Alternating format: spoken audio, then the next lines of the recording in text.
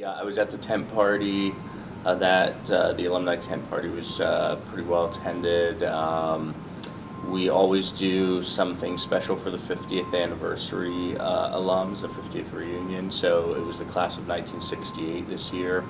We provide them breakfast in the fourth floor of the Greenlee Center, and then they can watch the parade from the fourth floor. We have, really kind of window front looking down on the main street, so it's a great vantage point.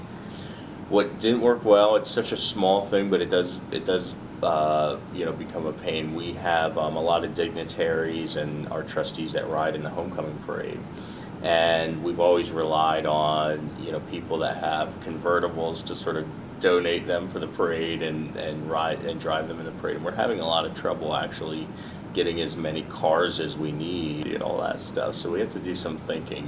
Do we try to rent vehicles ourselves? Because it's just getting harder and harder to just count on those kind of coming from volunteers.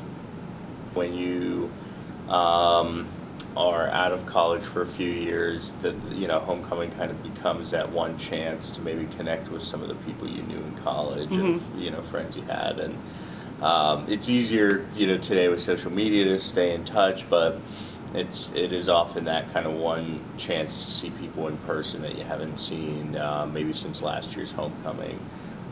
So I think our students still had a great time, and they saw students really attending a lot of the events and downtown for the parade and participating in the parade with floats. Our marketing division, our alumni relations people, our donor developers, development officers, so and our student affairs staff. So we have a lot of different areas that have to work together to plan homecoming. So we haven't started talking about next year aside from what the date would be, but it won't be long until we start to get the committee together to plan the event again.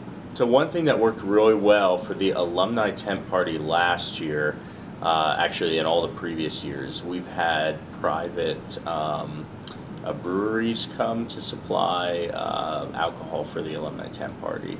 And last year we ran out very quickly. It was just hard, I think, for local breweries to supply what we needed for the event.